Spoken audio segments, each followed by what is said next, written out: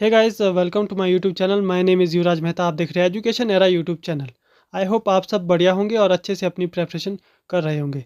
तो आज की इस वीडियो में हम इंडियन पॉलिटिकल थिंकर्स पर बातचीत करेंगे कि कौन कौन से इम्पोर्टेंट इंडियन पॉलिटिकल थिंकर्स जो है वो रहने वाले हैं। यदि आप HPU MA political science entrance 2025 की प्रिपरेशन कर रहे हैं तो आप मेरे चैनल को ज़रूर से विजिट कर सकते हैं। तो चलिए वीडियो को स्टार्ट कर लेते हैं। तो आज हम इंडियन पॉलिटिकल थिंकर्स पर बातचीत करेंगे। तो इंडियन पॉलिटिकल थिंकर्स में जो पहले थिंकर है उनका नाम है कौटिल्य।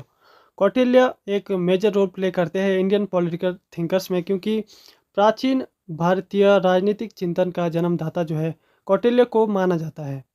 कौटिल्य जो है तक्षशिला में जो है ये प्रोफेसर थे और इनके एक शिष्य थे जिनका नाम चंद्रगुप्त था।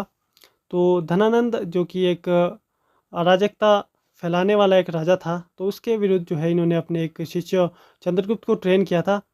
तो धनानंद से या नंद वंश से जो लोगों को बचाने के लिए इन्होंने जो है अपने एक शिष्य चंद्रगुप्त को शिक्षा दी थी। और इसके बाद इनका मेजर रोल रहता है कि ये अर्थशास्त्र नामक एक फेमस बुक लिखते हैं जिसमें 15 प्राधिकरण है, 150 अध्याय है और 180 प्रकरण है। इसके अतिरिक्त कौटिल्य को चाणक्य एवं विष्णुगुप्त नाम से भी जाना जाता है। कौटिल्य ने अर्थशास्त्र में 34 सरकारों या 34 भागों का वर्णन किया है। सरकार के 34 भागों का विवरण अर्थशास्त्र में मिलता है। इसके बाद कौटिल्य का एक जो फेमस सिद्धांत है जिसे कि मत्स्य न्याय के नाम से जाना जाता है। तो कौटिल्य का मत्स्य न्याय का जो सिद्धांत है वो कहता है कि जिस प्रकार बड़ी मछली छोटी मछली को निगल जाती है, वैसे ही अराजकता की स्थिति में शक्तिशाली व्यक्ति कमज़ोरों का शोषण करता है। इसलिए राज्य तथा कठोर कानून का होना अति आवश्यक है। जो कॉन्सेप्ट है ये मत्स्य न्याय का कॉन्सेप्ट जो है कौटिल्य द्वारा दिया गया है। इसके बाद जो मत्स्य न्याय है बेसिकली ये शक्तिशाली मानव और कमज़ोर मानव के बीच संघर्ष को जो है ये दिखाता है। सप्तांग थ्योरी काफ़ी इम्पोर्टेंट जो इनका एक कॉन्सेप्ट या सिद्धांत है, तो ये भी आपके लिए बहुत ज़्यादा इम्पोर्टेंट है और एग्ज़ाम पॉइंट ऑफ व्यू से भी ये काफ़ी ज़्यादा इम्पोर्टेंट रहने वाला है। कौटिल्य जो है 7 ऑर्गन या 7 एलिमेंट्स जो है वो बताते हैं स्टेट के, जिसमें कि पहला जो है स्वामी, दूसरा जनपद, तीसरा अमात्य, चौथा दंड, पांचवा कोश और छठा दुर्गा और सातवां जो है मित्रा। जो ये 7 एलिमेंट्स है ये स्टेट के लिए बहुत ज़्यादा ज़रूरी है। यही इनका सप्तांग थ्योरी जो है कहलाता है। तो ये भी आपने याद कर लेना है। इसके बाद कौटिल्य जो है मंडल थ्योरी देते हैं और मंडल सिद्धांत में कौटिल्य जो है 12 प्रकार के राज्यों की बात करते हैं और मंडल सिद्धांत बेसिकली अंतर्राष्ट्रीय संबंध या विदेश नीति से संबंधित है। और इसके अतिरिक्त कौटिल्य जो है विजय की इच्छा रखने वाले राजा को विजय गीशु के नाम से पुकारते हैं और आसन की नीति जो है ये तटस्थता की नीति है और विग्रह की नीति युद्ध की नीति है। तो ये भी आपने थोड़ा बहुत याद कर लेना है। इसके अतिरिक्त कौटिल्य जो है वो 9 प्रकार के गुप्तचरों की भी बात करते हैं। तो ये भी एक इम्पॉर्टेंट फैक्ट आपके लिए रहने वाला है। इसके अतिरिक्त यदि एग्ज़ाम में कोई भी कोटेशन पूछी जाती है कि राजा को कैसा होना चाहिए, तो बेसिकली कौटिल्य ही है जो इस प्रकार की बात करते हैं। तो आप कौटिल्य को इजीली वहाँ पर मार्क करके आ सकते हैं। तो अब हम महात्मा गांधी के बारे में देखते हैं कि महात्मा गांधी किस तरीके से जो है एग्ज़ाम पॉइंट ऑफ व्यू से काफ़ी ज़्यादा इम्पोर्टेंट होने वाले हैं। तो महात्मा गांधी जो है व्यवहारिक आदर्शवादी थे और 2 अक्टूबर 1869 को इनका जन्म गुजरात के पोरबंदर नामक स्थान पर होता है। बैरिस्टर के रूप में दक्षिण अफ्रीका ये 1893 में गए थे। तो ये भी एक इम्पॉर्टेंट डेट है, आप ज़रूर से इसे याद कर लीजिएगा। नेटाल इंडियन कांग्रेस की स्थापना 1894 में दक्षिण अफ्रीका में करते हैं और 1904 में ही इंडियन ओपिनियन का संपादन भी शुरू करते हैं महात्मा गांधी। 1904 में ही साउथ अफ्रीका में फिनिक्स आश्रम खोलते हैं। आश्रम से संबंधित कई बार क्रोनोलॉजी या कुछ फैक्ट्स ज़रूर पूछे जाते हैं, तो आप इसे भी ज़रूर से याद कर लीजिए कि पहला साउथ अफ्रीका में पहला आश्रम खोला गया जिसका नाम था फिनिक्स आश्रम। इसके बाद सत्याग्रह का जो फर्स्ट यूज़ है वो भी 1906 में साउथ अफ्रीका में ही महात्मा गांधी द्वारा किया गया था। गांधी की जो भारत वापसी है वो 9 जनवरी 1915 को भारतीय प्रवासी दिवस के रूप में मनाया जाता है, क्योंकि after a long time Gandhi जब वापस आते हैं साउथ अफ्रीका से, तो 9 जनवरी 1915 को जो है पहली बार जो है महात्मा गांधी काफ़ी बड़े अंतराल के बाद भारत वापसी आए थे, तो 9 जनवरी को जो है भारतीय प्रवासी दिवस के रूप में मनाया जाता है। इसके बाद हम बात करेंगे कि गांधी पर किन व्यक्तियों का प्रभाव रहा है, क्योंकि इनसे भी कई बार एग्जाम में क्वेश्चन पूछे जाते हैं। तो गांधी पर जो पहले व्यक्ति था जिनका प्रभाव रहा था, तो वो टॉल्स्टॉय थे, और सेकंड रस्किन थे, और थर्ड जो है वो डेविड थोरो थे। इसके अतिरिक्त गांधी द्वारा जो है चंपारण सत्याग्रह या चंपारण आंदोलन जो है वो 1917 में चलाया गया। खेड़ा सत्याग्रह जो है 1918 में चलाया गया। इसके अतिरिक्त असहयोग आंदोलन जो है महात्मा गांधी द्वारा असहयोग आंदोलन 1920 में चलाया गया था, लेकिन 1922 में इन्हें ये वापस लेना पड़ा था, क्योंकि यूपी में जो है चौरा चौरी नामक घटना हुई थी 4 फरवरी 1922 को। इसमें जो है हिंसा का प्रयोग हो गया था, इसलिए इस असहयोग आंदोलन को जो है वापस लेना पड़ गया था, क्योंकि जो 1920 को जो महात्मा गांधी द्वारा असहयोग आंदोलन शुरू किया गया था, ये बेसिकली अहिंसा के सिद्धांत पर जो है इसे स्टार्ट किया गया था। तो 1922 में जो है वो हिंसा हो गई थी यूपी में, तो इस कारण जो है यह आंदोलन जो है वापस लेना पड़ गया था। इसके बाद सविनय अवज्ञा आंदोलन जो है वो 1930 में महात्मा गांधी 1930 में सविनय अवज्ञा आंदोलन शुरू करते हैं। इसके अतिरिक्त सविनय अवज्ञा या सिविल डिसोबीडियंस का जो सिद्धांत है, ये डेविड थोरो की बुक जो सिविल डिसोबीडियंस के नाम से उनकी एक फेमस बुक है, उससे लिया गया है। तो सविनय अवज्ञा का सिद्धांत जो है डेविड थोरो से लिया गया है, ये भी एक इम्पॉर्टेंट फैक्ट है। इसके बाद ऑन टू दिस लास्ट जो है एक फेमस बुक है, रस्किन की है। तो गांधी की रचना जो सर्वोदय है वो इसी का ट्रांसलेशन है। इसके अतिरिक्त साबरमती आश्रम अहमदाबाद में ये लोकेटेड है, और 25 मई 1915 को जो है साबरमती आश्रम की भी स्थापना की गई थी महात्मा गांधी द्वारा। इसके अतिरिक्त सुभाष चंद्र बोस इन्हें राष्ट्रपिता के नाम से पुकारते हैं, और टैगोर ने इन्हें महात्मा की उपाधि दी है या महात्मा कहकर इन्हें पुकारते हैं। गांधी के जो राजनीतिक गुरु थे वो जी के गोखले यानी गोपाल कृष्ण गोखले जो है ये इनके राजनीतिक गुरु माने जाते हैं। इसके बाद एक इम्पॉर्टेंट जो है फैक्ट जो है कि सत्याग्रह और निष्क्रिय प्रतिरोध में क्या अंतर है, क्योंकि आपसे फैक्चुअल क्वेश्चन ही नहीं पूछे जाते बल्कि कॉन्सेप्चुअल क्वेश्चन भी आपसे पूछे जाते हैं। तो सत्याग्रह जो है बेसिकली सत्य हेतु आग्रह है, और जो निष्क्रिय प्रतिरोध है ये अरविंदो घोष द्वारा दिया गया था। लेकिन इसमें जो बेसिक जो डिफरेंस है वो ये है कि सत्याग्रह जो है बिना किसी को नुकसान पहुंचाए लक्ष्य प्राप्ति की जो है बात करता है, लेकिन जो निष्क्रिय प्रतिरोध है ये नकारात्मक रूप में विरोध करता है, यानी ये हिंसा को उचित मानता है, और ये हिंसा नहीं होनी चाहिए इस पर सत्याग्रह फोकस करता है। तो ये बेसिक डिफरेंस है सत्याग्रह और निष्क्रिय प्रतिरोध में। इसके बाद महात्मा गांधी जो है राज्य को जो है ये आत्मा रहित मशीन के रूप में कहते हैं, और संसद को ये बांझ औरत कहते हैं। तो ये भी एक इम्पोर्टेंट फैक्ट आपके लिए रहने वाला है। इसके अतिरिक्त गांधी जो है शक्तियों के विकेंद्रीकरण की बात करते हैं और आदर्शवादी राज्य की बात करते हैं, साथ ही साथ पंचायती राज की भी कहीं ना कहीं महात्मा गांधी बात करते हैं। इसके अतिरिक्त महात्मा गांधी द्वारा एक अदर थ्योरी जो है वो दी जाती है जिसे कि ट्रस्टशिप थ्योरी के नाम से जाना जाता है, जिसमें कि व्यक्ति अपनी संपत्ति का मालिक नहीं बल्कि ट्रस्टी है, ऐसा महात्मा गांधी मानते थे। संपत्ति व्यक्तिगत होनी चाहिए और उपभोग उसका सार्वजनिक होना चाहिए, इस तरह की विचारधारा जो है महात्मा गांधी संपत्ति के विषय में रखते थे। इसके अतिरिक्त हरिजन सेवक संघ की स्थापना 1932 में महात्मा गांधी द्वारा की जाती है, और इनकी एक फेमस बुक है जो कि लगातार एग्जाम में पूछी जाती है, जो कि हिंद स्वराज है, और 1909 में महात्मा गांधी द्वारा ये बुक लिखी गई थी। इसके अतिरिक्त गांधी की एक आत्मकथा भी है, और जिसका नाम है the story of my experiments with truth, ये 1929 में लिखी थी। तो ये भी आपके लिए एक इम्पोर्टेंट फैक्ट है। अब हम बी आर अम्बेडकर पर थोड़ी बहुत चर्चा करेंगे कि बी आर अम्बेडकर कैसे आपके एग्जाम पॉइंट ऑफ व्यू से इम्पोर्टेंट रहने वाले हैं।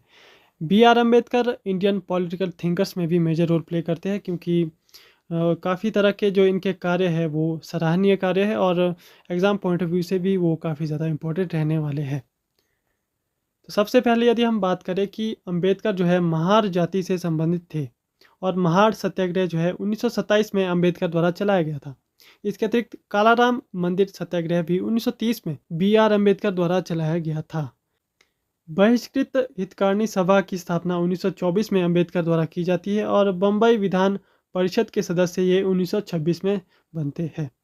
इसके बाद बहिष्कृत भारत जो कि एक पत्र था 1927 में इसे शुरू करते हैं और पीपल्स एजुकेशन सोसाइटी की स्थापना 1945 में करते हैं। इसके अतिरिक्त स्वतंत्र श्रमिक दल यानी इंडिपेंडेंट लेबर पार्टी की स्थापना 1936 में जो है बी.आर. अम्बेडकर द्वारा की जाती है।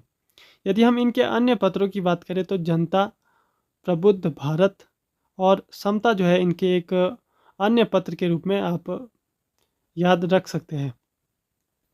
इसके अतिरिक्त 1920 में मूक नायक जो कि अम्बेडकर द्वारा स्टार्ट किया गया था, तो ये भी काफ़ी इम्पोर्टेंट पत्र है आपके एग्ज़ाम पॉइंट ऑफ व्यू से। इसके अतिरिक्त हिंदू कोड बिल जो है 1951 में लाया गया था, उसके पीछे भी अम्बेडकर का काफ़ी बड़ा रोल रहा था। इसके अतिरिक्त गांधी के जो ट्रस्टशिप थ्योरी थी उसको हास्यास्पद कहते हैं, तो ये भी आलोचना करते हैं। गांधी की जो ट्रस्टशिप थ्योरी थी उसकी आलोचना करते हैं, तो ये आपने ज़रूर से याद रखना है। 1956 में ये बौद्ध धर्म को अपना लेते हैं, ये भी एक काफ़ी इम्पोर्टेंट जो है फैक्ट है, क्योंकि 1956 में जो है बौद्ध धर्म को अपनाया गया था अम्बेडकर द्वारा, तो ये भी आपने ज़रूर से याद रखना है। अब हम कुछ फेमस बुक्स देख लेते हैं जो कि बी.आर. अम्बेडकर द्वारा लिखी गई है। तो इसमें पहली बुक जो है the problem of the rupee, ये सबसे पहले लिखी गई थी, और वेटिंग फॉर अ वीज़ा ये भी इनके द्वारा लिखी गई है। हु वर द शूद्रास, तो ये भी अम्बेडकर द्वारा लिखी गई है। द एनिलेशन ऑफ कास्ट, ये तो काफ़ी इंपॉर्टेंट बुक है आपके एग्जाम पॉइंट ऑफ व्यू से। द एनिलेशन ऑफ कास्ट जो है बी.आर. अम्बेडकर द्वारा लिखी गई थी। इसके अतिरिक्त रिडल्स इन हिंदुज़म जो बुक है वो भी अम्बेडकर द्वारा लिखी गई है। तो इन बुक्स को आप ज़रूर से याद कर लें, क्योंकि ये आपके एग्ज़ाम पॉइंट ऑफ व्यू से काफ़ी ज़्यादा इम्पॉर्टेंट जो है वो रहने वाली है।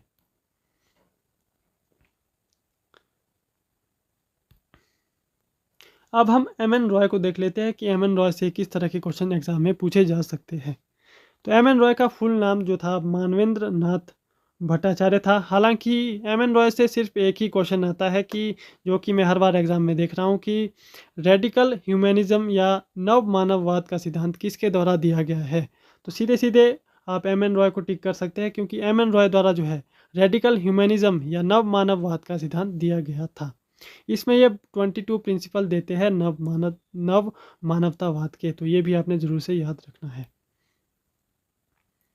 इसके अतिरिक्त इनसे ज़्यादा क्वेश्चन एग्जाम में नहीं पूछे जाएंगे, क्योंकि ये इतने ज़्यादा रोल प्ले नहीं करते इंडियन पॉलिटिकल थिंकर्स में। तो इसमें जो है ये स्वतंत्रता का सच्चा मार्ग जो है सांस्कृतिक क्रांति को मानते हैं, और सच्ची क्रांति जो है बौद्धिक क्रांति होती है, ऐसा जो है इनका मानना है। इसके अतिरिक्त कुछ फेमस बुक्स भी है इनकी, जैसे कि the future of Indian politics and India in transition, तो ये भी इनकी एक फेमस बुक है। तो ये ज़्यादा इंपॉर्टेंट तो नहीं है, फिर भी आप थोड़ी बहुत याद कर लेंगे तो आपके लिए बेनिफिट हो सकता है। इसके अतिरिक्त जो नेक्स्ट इंपॉर्टेंट थिंकर है वो रहने वाले हैं बाल गंगाधर तिलक। तो तिलक जो है इम्पॉर्टेंट रोल प्ले करते हैं इंडियन पॉलिटिकल थिंकर्स में, तो ये आपके एग्जाम पॉइंट ऑफ व्यू से भी काफ़ी ज़्यादा इंपॉर्टेंट है। तो 1856 में इनका जन्म महाराष्ट्र के कोणक के रत्नागिरी में होता है, तो ये भी आपने ज़रूर से याद रखना है कि बर्थ प्लेस इनका रत्नागिरी था। 1880 में न्यू इंग्लिश स्कूल की स्थापना करते हैं।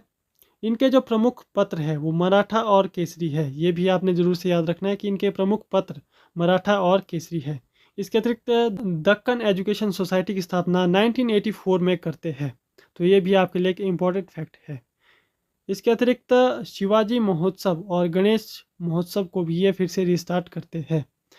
ये एग्ज़ाम में भी पूछा गया था PYQ में, तो ये भी मैंने अपने PYQ का जो PDF है जितने भी लोगों ने मुझसे परचेज़ किया है, तो उसमें भी मैंने काफ़ी सारे फैक्ट्स जो है वो हाईलाइट किए हुए हैं, तो वो भी आपके लिए काफ़ी ज़्यादा महत्वपूर्ण रहने वाले हैं।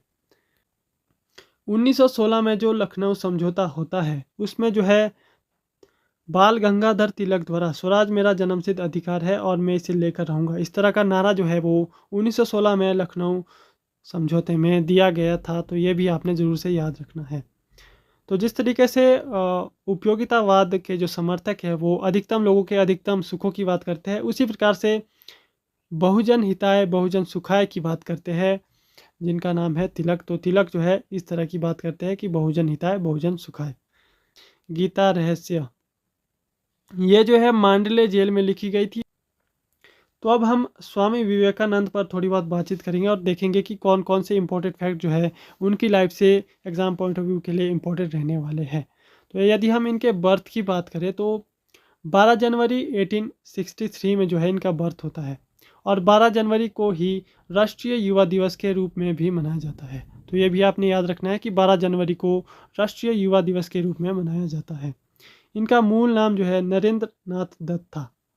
इनके गुरु रामकृष्ण परमहंस थे और उन्हीं के नाम पर जो है इन्होंने रामकृष्ण मठ की स्थापना और रामकृष्ण मिशन की भी स्टार्टिंग की गई थी विवेकानंद द्वारा। इनके गुरु रामकृष्ण परमहंस थे। तो ये भी आपने याद रखना है क्योंकि इस तरह के क्वेश्चन एग्जाम में कई बार पूछे जाते हैं। इसके अतिरिक्त 1893 में जो है धर्म संसद में भाग लेने के लिए शिकागो जाते हैं स्वामी विवेकानंद और उस समय वहाँ के जो राष्ट्रपति थे यूएसए के वो थे ग्रोवर क्लीवलैंड जो है वो उस समय वहाँ के राष्ट्रपति थे। और जो शिकागो में विश्व संसद के अध्यक्ष जो थे वो स्वामी विवेकानंद ने अपना प्रसिद्ध भाषण दिया था जिनके सामने, तो वो थे जॉन हेनरी बोरोज। तो ये भी आपने याद रखना है कि उस समय धर्म संसद के अध्यक्ष कौन थे। तो धर्म संसद के अध्यक्ष जो है जॉन हेनरी बोरोज थे। तो ये भी आपने जरूर से याद रखना है। इसके अतिरिक्त हिंदू शब्द को सैद्धांतिक एवं वैचारिक आधार प्रदान करते हैं स्वामी विवेकानंद। इसके अतिरिक्त कहीं ना कहीं हिंदुत्व से भी वो काफ़ी ज़्यादा प्रभावित थे और वेदांत से भी वो काफ़ी ज़्यादा प्रभावित थे। तो आपने ये भी याद रखना है कि वेदांत से जो है विवेकानंद काफ़ी ज़्यादा प्रभावित थे। इसके अतिरिक्त इनकी फेमस बुक आती है प्रैक्टिकल वेदांत और कर्म योग, जो है इनकी फेमस बुक्स आती है। ये इतनी ज़्यादा इम्पॉर्टेंट नहीं है आपके एग्ज़ाम पॉइंट ऑफ व्यू से। नेक्स्ट जो आपके थिंकर है वो है विनायक दामोदर सावरकर और वीडी सावरकर के नाम से भी इन्हें जाना जाता है। तो क्रांतिकारी थे और इसके अतिरिक्त राष्ट्रवादी विचारधारा का ये समर्थन करते थे। मित्र मेला संगठन जो है वो वीडी सावरकर द्वारा ही स्थापित किया गया था। इसके अतिरिक्त अभिनव भारत संस्था भी वीडी सावरकर द्वारा ही चलाई गई थी। इसके अतिरिक्त फ्री इंडिया सोसाइटी की स्थापना भी इंग्लैंड में करते हैं वीडी सावरकर ही। इसके अतिरिक्त 1937 में हिंदू महासभा के अध्यक्ष बने वीडी सावरकर और रत्नागिरी हिंदू सभा की स्थापना 1924 में करते हैं वीडी सावरकर। इसके अतिरिक्त इनका एक फेमस जो कॉन्सेप्ट है वो है संकीर्ण राष्ट्रवाद या उपराष्ट्रवाद। तो ये भी आपने ज़रूर से याद रखना है कि संकीर्ण राष्ट्रवाद की बात कौन करता है। तो वीडी सावरकर जो है वो संकीर्ण राष्ट्रवाद की बात करते हैं। अब हम इनकी कुछ फेमस बुक्स देख लेते हैं।